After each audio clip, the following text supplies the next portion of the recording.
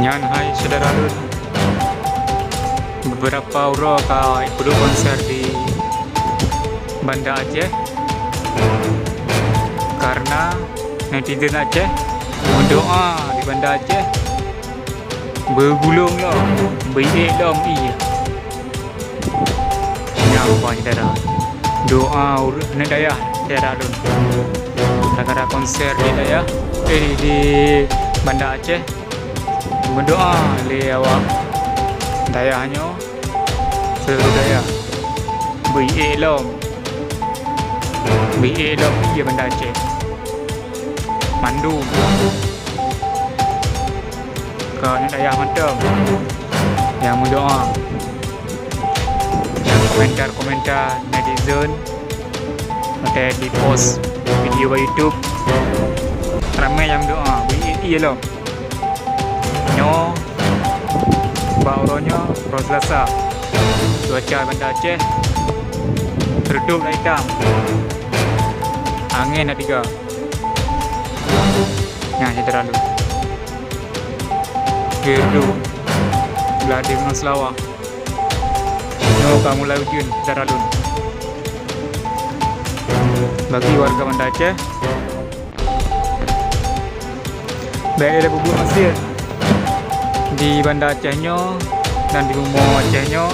karena Bumo Acehnya Serambi Mekah udah tiba Serambi Mekah Bumo yang penuh syariat Islam nyamban, karena Bumo Acehnya di Warap Seramo Mekah di Arab, Bumo Serayung Bumo di Aceh menandam Selandi ke Seramo Mekah. Maka saudara lun,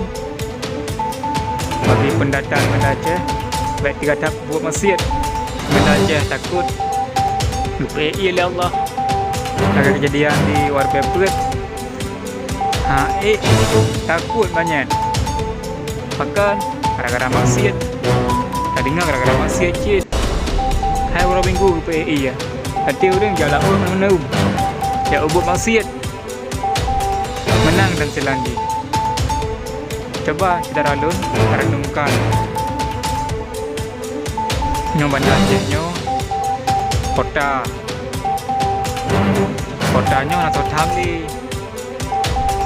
bubuk roju atau thamli karena tanya pendatang sama pendatang atau tham hanya bubuk kampung masjid langsung hitam. Makanya bagi pendatang ke kota Banda Aceh tinggal ada bubuk masjid tu ada cuaca orangnya saya duduk hitam penuh langit saudara lun undang jo undang-undang ka detuk lotu yang dalam belakang tak puji bala oleh Allah. Assalamualaikum warahmatullahi wabarakatuh.